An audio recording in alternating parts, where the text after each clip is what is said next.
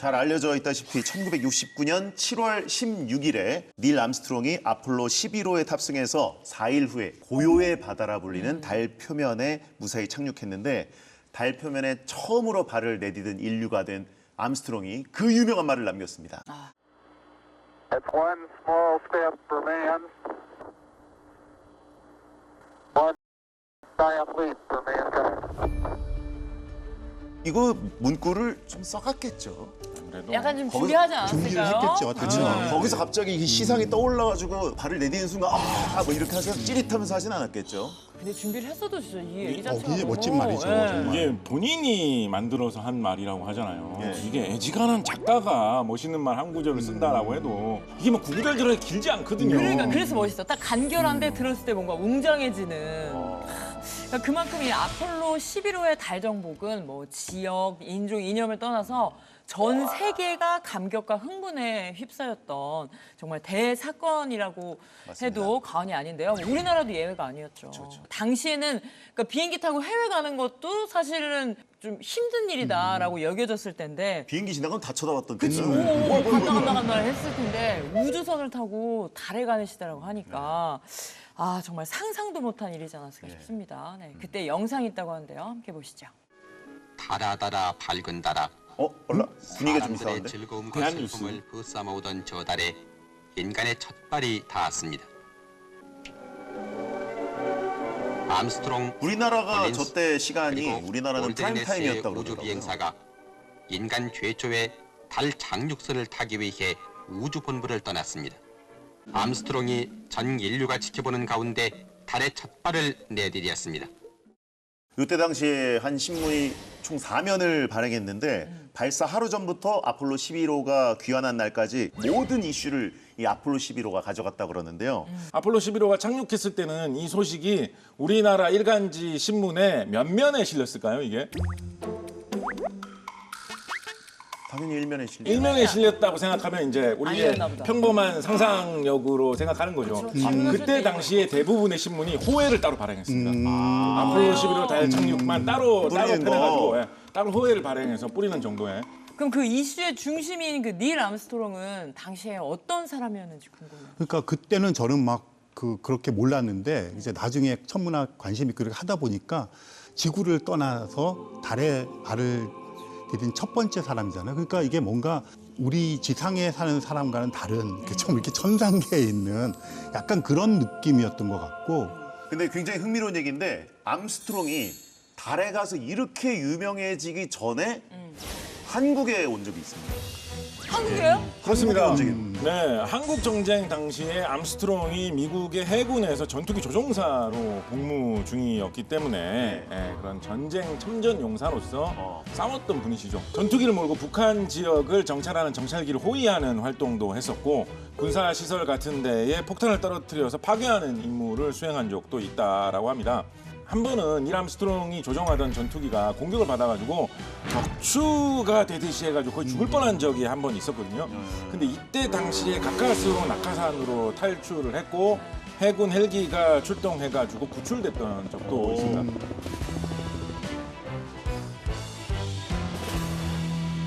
이때 무사히 구출 안 됐으면 우주인 그 역사 이름이 바뀔 수도 있었을 거고 또 그렇겠죠. 뭐 그 사람이 아니면 그때 당시에 실패했을 수도 있는 거잖아요. 그럴 수도 역사가 있죠. 아예 바뀔 수도 있는 네. 거고.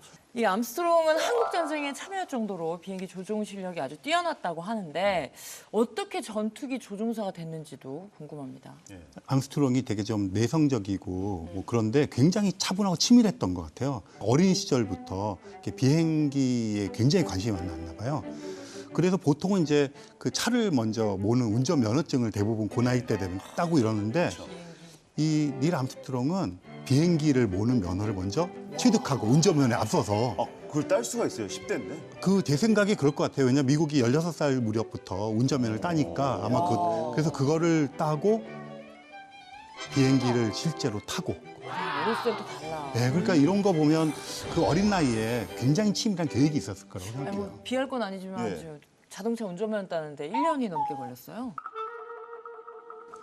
그게 29이었는데. 비할 건 아닌 게 아니라 아예 비교가 안 되는데.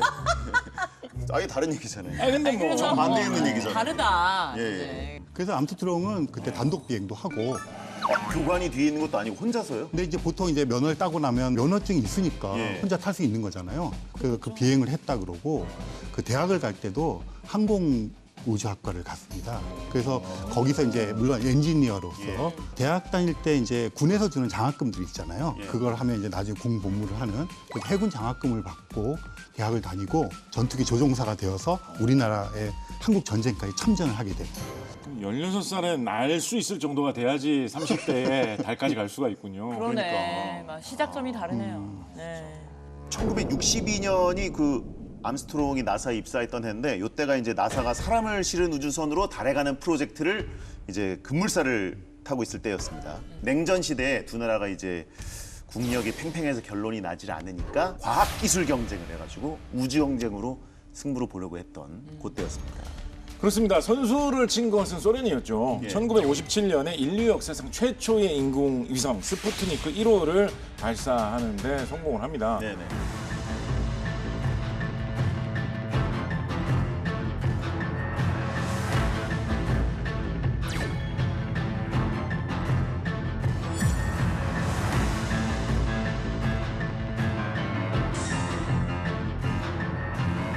그럼 계속 이렇게 끊임없이 우주 경쟁을 하다가 그러다가 이제 달까지 가려고 한 거예요? 뭔가 하나 한 방을 성공시키면 아 미국이 이겼구나라는 또 한 거를 방으로. 모든 사람들에게 다 심어줄 만한 큰 게 뭐 있을까 생각을 하다가 달에 사람이 가도록 하자. 전 세계 사람들이 달 모르는 사람은 없잖냐. 우리가 과학기술의 힘으로 미국 사람이 거기 가가지고 걸어다니는 걸 보여줘 버리자. 그럼 끝나는 거 아니냐라는 생각을 하고 1961년 5월에 케네디 대통령이 역사적인 연설을 한 것이죠. We choose to go to the moon.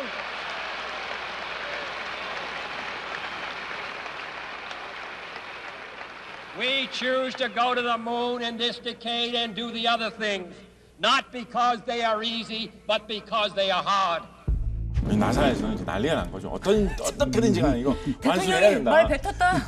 빨리 아, 나사랑 어떻게든 해야 조율된 돼. 거 아니었어요? 아무래도 어떻게 해야 돼? 조율로 돼 있고요. 이때 사실 살펴보면 정말 어마어마한 양의 돈이 투입이 됩니다. 제가 문득 네. 그 국내 신문 기사가 하나 생각이 나는 게 있는데요. 그때 당시에 이제 우리나라에서 많이 쓰던 지폐 중에 500원짜리인가 지폐가 있었어요. 그래서 이 기자가 계산을 한번 해본 거예요. 아폴로 계획에 들어간 예산을 우리나라 지폐로 바꾸면 어느 정도 될까? 그 지폐를 지구에서부터 깔아가지고 달까지 갈 수가 있다라는 거예요. 간 다음에 다시 돌아오는 길도 깔 수 있다라는 거예요. 왕복이야 왕복. 한 번 더 갔다가 한 번 더 오고 또 한 번 갈 수 있다라는 거예요. 5번 가는 정도의 돈을 깔 수 있을 정도의 예산을 투입을 해가지고 69년 7월에 닐 암스트롱이 달에 인류의 첫 발자국을 남기는데 성공을 했고요. 여보란 듯이 그 달에 가가지고 성조기를 딱 다 꽂았는데 꽂았으니까 이제 끝난 이미지가 거죠. 강하니까. 근데 이 나사의 우주 비행사로 합격을 했다고 해서 모두가 다 달에 갈 수 있는 건 아니잖아요. 그렇죠. 그때 이제 아폴로 이전에 이제 제미니 계획이라는 게 있었어요. 그 제미니라는 이름으로 제미니 8호 거기다 사람들 실어서 이제 이렇게 올려 보내는 지구 궤도를 먼저 돌아야 될 거 아니에요. 재민이. 재민이. 한국 사람 이름 같은 재민이라고 해서 재민이. 깜짝 놀랐네요.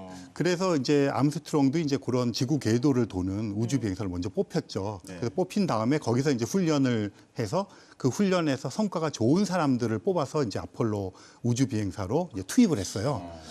근데 사실 우주 비행을 할 때는 여러 가지 요소가 있지만 이게 지구상에서 어떻게 해줄 수가 없잖아요. 그러니까 결국은 위험한 상황에서 침착하게 기지를 발휘하는 위기 관리 능력이 굉장히 중요한 덕목이거든요. 근데 암스트롱은 이제 그런 면모를 보였나 봐요. 한 번은 이 도킹하는 그 역할을 맡았나 봐요. 근데 이제 도킹을 하면 다른 우주선과 이렇게 만나는데 이게 잘 만나서 이게 잘 안정되게 가야 되는데 얘가 만난 다음에 회전을 빨리 하기 시작한 어머, 거예요. 뭐가 잘못됐나? 그러니까 회전을 한다는 얘기는 안정적이지 못한 얘기잖아요. 근데 그게 1초에 296도? 그러니까 1초에 한 바퀴씩 20몇 미터 되는 게 돈다고 생각해 보세요. 오, 너무 어지러운데? 엄청나게 문제가 생기는 거죠. 그 원심 굴리기 아니에요? 그렇죠. 그럴 그러다가 뻔. 날아가 뺑뺑이 버릴 도는 거 수도 있고 그때 이 암스트롱이 이제 이거 분리시킨 다음에 최대한 서로 멀리 떨어지게 이제 역추진해서 멀리 간 거예요. The crew punched up 400, but the trouble was not in the Agena. Unable to find an immediate answer, Mr. Armstrong undocked. The roll rate continued to build up, reaching about 1 revolution per second. Struggling to regain control, Mr. Armstrong was forced to fire the re-entry thrusters and gradually reasserted control over the spacecraft. 2 miles of the predicted impact point. Full time. Crew and spacecraft, both in good shape, were soon aboard. 그러니까 잘 하는 것도 중요하지만 위기 상황에 닥쳤을 때 어떻게 대처하느냐.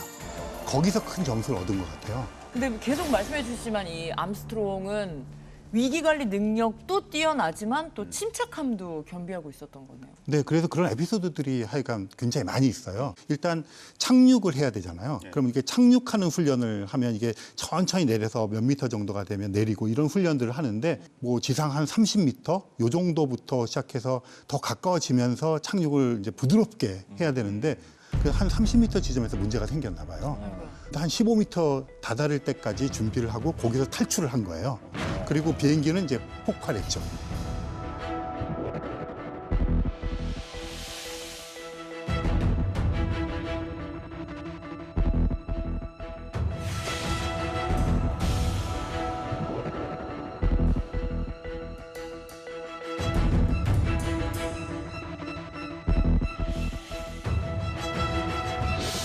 보통 사람들은 어땠을 것 같으세요?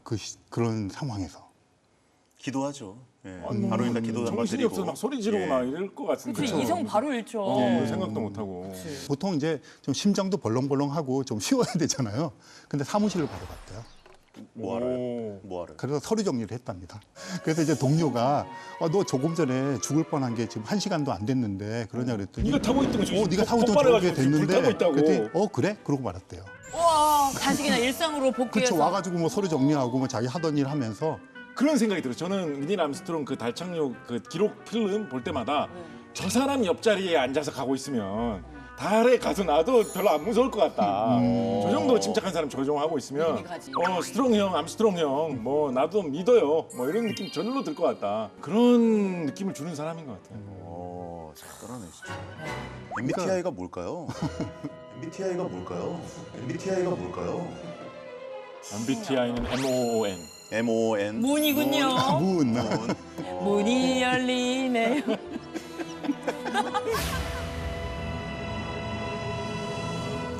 보통 이제 아폴로 계획은 3명이 한 조를 이룹니다. A팀, B팀이 있어서 만약에 A팀에서 한 명이 문제가 생기면 한 명 교체한 게 통째로 바꾸게 돼요. 이게 팀워크가 굉장히 중요하기 때문에 이제 그래서 총 3명이 가게 됩니다. 일단 사진 보시면서 한번 얘기를 해볼까요?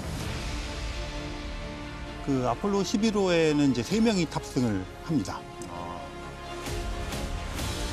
닐 암스트롱이 이제 우리가 알고 있는 첫 번째로 발자국을 남긴 사람. 이분이 버즈 올드린. 버즈 올드린이라고 하는 사람이고요. 그 다음에는 마이클 콜린스. 이렇게 3사람.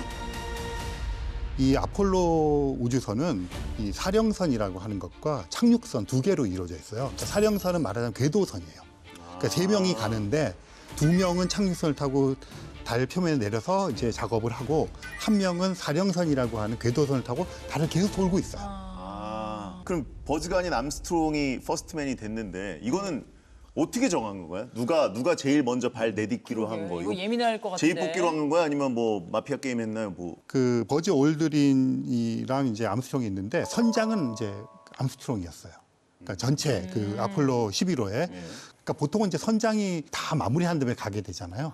그래서 내심 자기가 퍼스트맨이 되는 거를 기대했었다. 뭐 이런 이야기도 있습니다. 나사에서는 암스트롱을 퍼스트맨으로 선정하는데 이유가 2가지가 있다라고 말하고 있습니다. 첫 번째는 공학적이고 기술적인 이유인데요. 2사람이 앉아서 가는 그 조종 기구를 다루고 하는 그 착륙선의 자리 있지 않습니까? 암스트롱 쪽에 있는 사람이 먼저 문을 열고 나가는 게 가장 더 안전하고 자연스럽다. 버즈 올드린 네가 2번째로 따라 나가는 게 동선 자체가 제일 안전하고 좋다라고 해서 퍼스트맨은 암스트롱으로 정해졌다라는 이야기가 있습니다. 그 정도 뭐 큰 차이 아니면 사실 그러니까.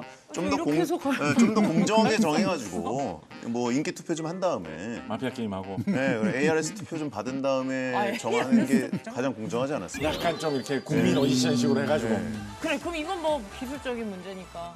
네, 그런데 이 이유가 공식적인 이유다. 이것 때문에 그랬다라고 계속 알고 있었거든요. 예. 세월이 많이 흐른 다음에 아이고, 이 아폴로 진실인가요? 계획을 네. 준비한 사람들이 밝힌 내용은 조금 달랐습니다. 예, 어떻게 보면 더 중요하다고 할 수 있는 두 번째 이유, 약간 정치적인 안배 고려가 있었다라는 것인데요. 왜 여기서 정치가 나오죠? 왜 그러냐? 처음으로 달에 발을 디딘 사람이라는 사람이 갖고 있는 그 상징성 같은 게 너무 크잖아요. 그런 상황에서 보니까 이 올드린 이 사람은 너무 이렇게 쇼맨십이 좀 뛰어나고 나서는 걸 좋아하고 재밌는 말하는 걸 즐기고 이런 성격인 거예요. 그래서 이 사람에게 그런 엄청난 그런 명성을 주었다고 했을 때 이 사람이 나중에 엉뚱한 말 하면 어쩌지? 혹시라도 사고 치는 건 아닐까? 이런 거를 걱정을 해가지고 천성적으로 사람이 좀 조용하고 주목받는 거 이런 거하고 좀 상관없이 사는 닐 암스트롱이 더 적절하겠다라고 판단한 것도 이유가 된다라고 합니다. 버즈도 이거 나중에 알았겠네요. 알았을까요? 내가 너무 나댔네 이러면서. 그런데 이제 사실은 그 이제 우리가 보통 두 사람 간의 뭐 어떤 갈등이나 뭐 서로 경제 이렇게 생각을 하잖아요. 근데 그거는 어떻게 보면 바깥에서 비평가적인 시선으로 보는 거고요.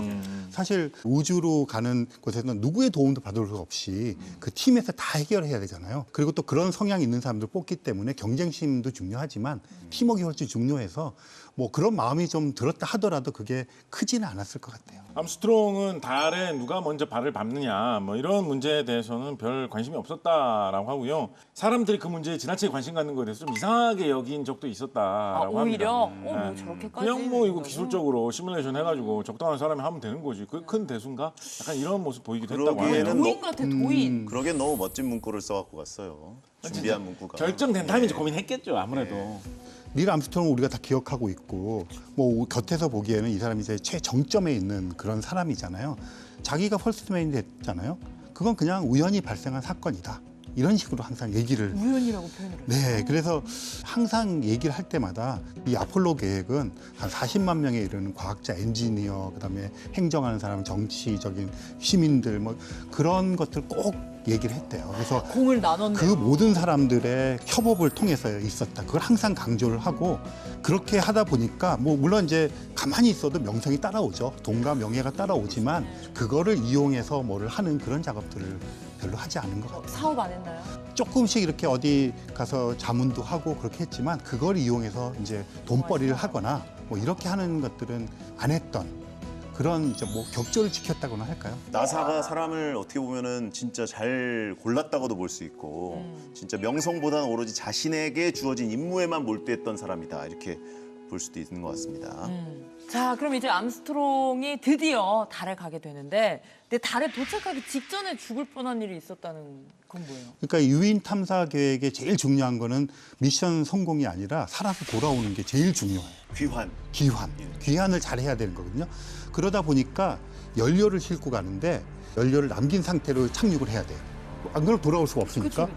이 아폴로 11호가 내릴 때 이 궤도 같은 것들 예상보다 조금 더 이제 시간을 오래 지체한 거예요. 그 말은 연료를 더 쓴 거잖아요. 그래서 이게 내릴 때 거의 이 임계쯤에 거의 다 닳았어요. 거기다가 기계 장치가 자동으로 이렇게 되는 게 약간 고장이 나서 암스트롱이 수동 조정을 아, 그냥 수동으로. 네, 수동으로. Engine arm off. Port 13 is in. Tranquility Base here. The Eagle has landed. 그래서 실제 내리려고 하던 장소가 아닌 고요의 바다라고는 다른 장소에 내리게 돼요. 그런데 여기서 이제 또 반전이 그 천하의 닐 암스트롱도 이 맥박 같은 거 이게 모니터링 하지 않습니까? 예. 심장 박동이 2배로 뛰었대요. 그 그도 순간에 사람이에요, 그러니까요. 그럼. 표정은 침착하게 하고 이렇게 했지만 내리면 만약에 연료 바닥나는 상태에 내리면 그냥 끝이잖아요. 아니면 그게 잘못되면 충돌할 수도 있는 거예요. 아니 근데 하물며 진짜 우리가 그 도로에서 자동차 운전할 때도 맞아요. 오만 가지 변수들이 있으니까 도로에서도. 네네. 근데 그 우주에서 자칫하면 목숨이 어떻게 될지도 모르는데 그쵸. 거기서 평온하게 했다는 것 자체가. 그렇죠. 막 속으로 땀뻘 이거 흘리고 있었겠죠. 운전할 때 화 잘 내시고 욕설 많이 하시는 분 암스트롱 이거 영상 한번 봐야 돼요. 맞아요. 많이 배워야겠네요. 거기서 그 거친 말 하나 없이 그렇지만 없이. 그 블랙박스 좀 이렇게 유출되면 안 되나요? 사회생활 못해. 우리가 아는 이 달을 밟은 우주 비행사, 저 유명한 저 사진에 닐 암스트롱이 없고 다 버즈 올드린. 네, 맞습니다. 예. 내려서 이제 스냅 사진을 찍을 때는 임무가 있잖아요. 암스트롱이 이제 찍는 임무를 맡았나 봐요. 그러니까 이제 이 우주복을 입고 가슴에다가 이렇게 카메라를 달고 찍으니까 온통 버드 올드린밖에 안 나오는 거고. 저도 오랫동안 저게 암스트롱인 줄 알았어요. 전부 다 그렇게 예전엔 생각했죠. 그랬어요. 맞아요. 닐 암스트롱 사진은 거의 없군요. 거의 없는 거죠. 왜냐하면 사실 2시간 30분이라는 시간 동안에 돌도 모아야죠, 뭐 설치하죠. 이러니까 시간이 없잖아요. 그래서 암스트롱의 이 단독 사진 같은 것들이 내릴 때 비디오 카메라에 잡힌 거 이외에는 대부분 다 버즈 올드린의 것이다. 이렇게 보시면 됩니다. 셀카봉을 안 갖고 갔네. 그러니까. 그래서 셀카봉이 위대한 발명품이라고 얘기했습니다. 아니 근데 이제 임무를 하면서 어찌됐건 달에 어떤 시간 동안 좀 머물러 있으면 안에서는 조율을 할 수가 없잖아요. 아하, 그 문제. 화장실 가고 싶으시면 어떻게 하죠? 2시간 30분. 짧다면 짧지만 또 길다면 긴 시간이거든요. 사실 일부러라도 영역 표시를 좀. 그런 발상을 하시나요? 아니, 그러니까 그럴 생각을 할 수도 있잖아요. 예, 인류의 어떤 그. 인류의 어떤 채취다, 그것도 나름대로. 어떻게 해야 돼요? 우주 비행사들은 그런 문제를 해결하기 위해서 특수 기저귀를 설치해서 그거를 달고 갑니다. 지구로 돌아올 때는 무게를 최대한 줄여야 되지 않겠습니까? 이 기저귀 이런 것들 제트백이라고 하는, 이름도 멋있어요. 쓰레기 봉지인데. 쓰레기 봉지에다가 넣어가지고 밀봉한 다음에 달에다가 버리고 왔다라고 합니다. 그래서 우리가 밤하늘을 보면 저 보름달이 아름답게 반짝반짝 노랗게 너 참 왜 노랗게라고 하세요? 너 참 보름달처럼 아름답구나 뭐 이런 이야기도 하지 않습니까? 그 보름달에는 아폴로 11호부터 17호까지 버린 총 96개의 제트백도 지금 남아있다. 우리가 보는 쪽에다 대부분 다 남겨놨어요. 그렇죠. 다 우리가 보이는 쪽에서. 그래서 저 달에 그럼 얼룩이 혹시. 그건 아닙니다만 96개의 제트백. 근데 이제 50년이 지났으니까 그렇죠. 나중에 딱 갔는데 95개밖에 없어요. 세 번. 하나 어디로 갔어요? 너무 좋은데요. 괴담이 너무 재밌는데. 하나가 없어졌는데 어디선가 찢겨져서 발견돼. 약간 갈갈이 방사선을 맞아서 돌연변을 일으켜가지고 갈갈이 찢겨진 채로 발견되고.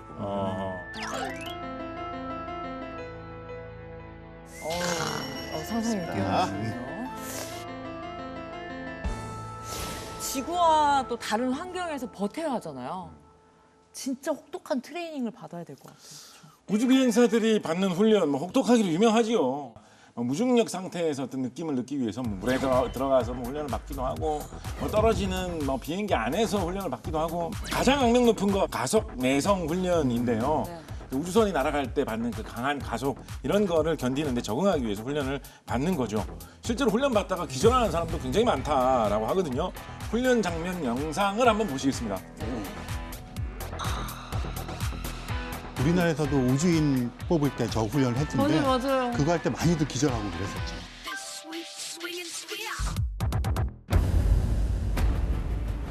Sounds good. I'm ready. All right, sweet dreams. All right. 어떡해. 와, 저게 어떤 느낌일까요? 몸이 꽉 눌리는 느낌입니다. 어떡해. 어떡해, 너무 위험해. 이게 경기를 일으킨 걸까요? How you feeling, sir? How you feeling? You with us yet? Are you back to the land of the living? Yeah. You sure? Yeah. Whoa. Just go ahead and stare at the red light. Put your head back on the headrest.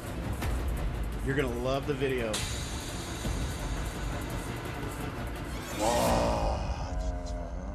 오. 저거를 자주 받아야 된다는 거죠? 암스트롱 같은 경우에는 나흘 동안 8번 저 기계에 들어갔던 적도 있다라고 하고요. 총 5시간을 견뎌냈다라고 합니다. 5시간이요? 네, 아까 저기 지 수치가 높아지면서 사람들 되게 괴로워하는 거 보셨잖아요. 되게 쥐가 무슨. 중력 가속도란 뜻입니다. 그러니까 우리가 굳이 그러면 우리 중력의 9배라는 소리예요. 아우.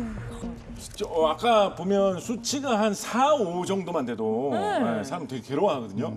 닐 암스트롱 같은 경우에는 15G까지 견뎌내면서 훈련을 받았다라고 합니다.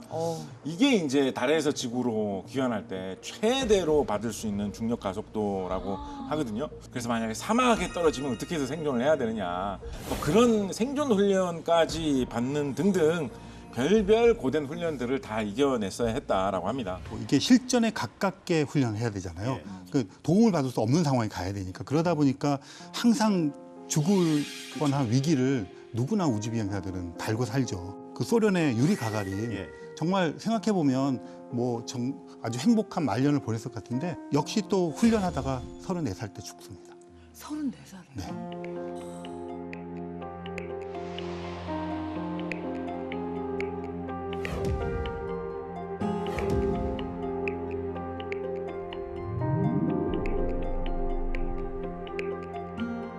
이렇게 암스트롱이 굉장히 묵묵하게 고된 훈련을 이겨내 왔지만 달에 가기 몇 년 전에 진짜 인간으로서는 버티기 힘든 일을 겪게 됩니다. 굉장히 큰 슬픔을 겪었는데 닐 암스트롱에게 캐런이라고 하는 2살짜리 딸이 있었다라고 예. 합니다. 그런데 이제 딸이 놀이터에서 놀다가 넘어졌는데 그러고 나서 보니까 눈이 좀 이상한 것 같은 거예요. 그래서 병원에 데려와 검사를 해보니까 뇌에 뇌종양이 자라나고 있어가지고 결국은 그 후에 6개월 정도가 지나서 딸 캐런이 세상을 떠나게 됩니다. 근데 뭐 감히 상상할 수도 없지만 자식을 또 먼저 앞세운 부모님의 마음은 너무 진짜 그야말로 살기가 너무 힘들었을 것 같은데. 근데 좀 뜻밖인 게 장례식장에서도 슬픔을 되게 자제를 하면서 감정을 별로 내비치는 모습을 안 보였대요. 그리고 장례식이 끝나고 나니까 바로 며칠 뒤에 출근을 해가지고 뭐 비행을 떠나고 그런 모습을 보였다라고 합니다. 너무 슬퍼서 차라리 그냥 일에 몰두하자 오히려. 하는 걸까요? 그쪽이 오히려 좀 가까운 것 같다는 생각이 들어요. 닐 암스트롱 여동생의 말을 들어보면 네.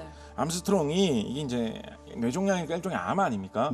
혹시 나한테서 어떤 안 좋은 유전자를 물려받아가지고 내 딸이 그렇게 일찍 세상에 떠났나 그거를 계속해서 고민을 하면서 아주 긴 시간 동안 죄책감에 시달렸다라고 해요. 아무래도 마음에 좀 정리가 안 돼서 그랬는지 뭐 작은 비행 사고를 몇 번 낸 적도 있다. 뭐 이런 이야기도 있습니다. 그래, 그도 사람인데. 그런데 이제 여기서 또 그 이제 아폴로 11호가 한 2시간 반 정도 머물렀는데 근처에 작은 이렇게 크레이터가 있었대요. 크리에이터가 뭐예요? 이게 크레이터가 분화구. 아, 분화구. 네, 분화구인데 이제 작은 예쁘장하게 있었는데 그걸 보면서 딸을 이렇게 떠올렸나 봐요. 그래서 이제 거기가 마치 미끄럼틀처럼 딸이 있었으면 이렇게 내려가지 않았을까 타고 그래서 그 거기다가 딸의 애칭이 머피였나 봐요. 그래서 이제 머피의 크레이터 이렇게 이름을 붙여놓고 자기가 그냥 거기서 미끄럼틀을 탈까 하는 생각도 순간적으로 했대요. 그런 것들 보면 딸에 대한 마음을 거기다가 새겨놓고 온 그런 셈이 되는 것이죠. 그래서 이제 달에 갔다 오고 얼마 안 돼서 71년에 암스트롱이 나사에서 은퇴를 하고요. 이후에 대학에서 항공우주학과 교수로 지내게 되는데 그 이후로는 또 그렇게 특별한 활동을 하진 않았던 것 같아요. 그렇죠. 그래서 은둔이라는 이제 말을 쓰는데 네. 우주에 갔다 왔으니까 뭐 굉장히 이렇게 무용담 같은 것도 있고 막 이런 것들 떠벌리기 좋아하는 사람 같으면 요만큼 경험하고 이만큼 얘기를 하는데 그런 거 없다. 되게 냉정하게 뭐 우주에 나가면 매뉴얼대로 한다 이렇게 대우를 해서 사실은 그런 걸 기대하고 이렇게 묻는 사람들한테 이제 찬물을 끼얹는 그런 이제 일관성 있죠. 일관성 있게 쭉. 그치. 아니 보통들은 이제 진짜 그야말로 무용담처럼 MSG도 조금 그쵸. 쳐가면서 얘기할 법도 한데 많이 그래서 이제 아쉬웠어요. 계속해서 그런 식으로 이제 냉정하게 침착하게 그냥 팩트 위주로 이렇게 얘기를 하면서 뭐 그러면서 이제 조금 더 이제 세간에서 이렇게 관심이 멀어져 가기도 했던 것 같아요. 자기 중심 엄청 지키고 자기 말 한마디 잘못 나오면은 또 그게 대서특필 되는 거니까. 자, 아까 과도한 세상의 그 관심을 피하고 싶었다라는 건 좀 이해가 되지만 네네. 그래도 닐 암스트롱이 좀 더 자주 나와서 이야기를 해줬더라면 어땠을까 하는 아쉬움도 있는데.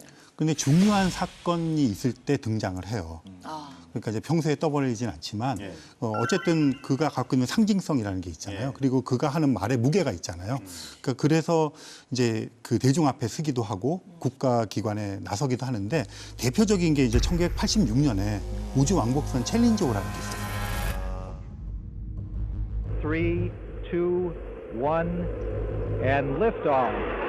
Liftoff of the 25th Space Shuttle mission, and it has cleared the tower. Throttle up. Roger, go throttle up.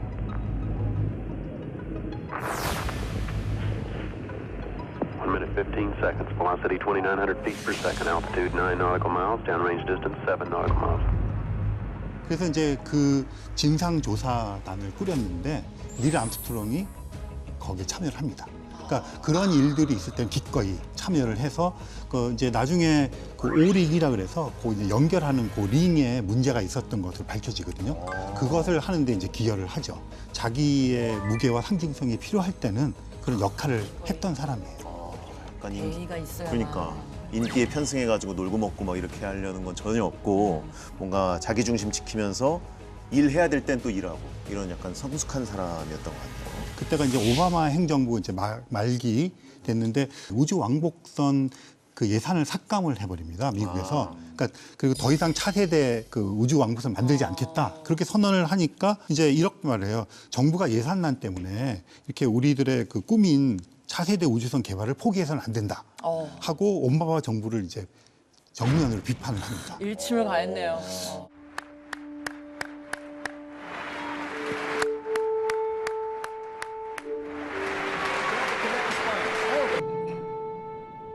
The goal is far more than just going faster and higher and further. Our goal, indeed, our responsibility, is to develop new options for future generations. Options in expanding human knowledge, exploration, human settlements, and resource development outside in the universe around us. And I look forward to watching the progress and those exciting developments and hearing a status report when we gather again for NASA's 100th anniversary. 아폴로 11호가 달에 착륙하고 이제 얼마 지나지 않아서 달 탐사에 대한 열기는 또 순식간에 식어버렸는데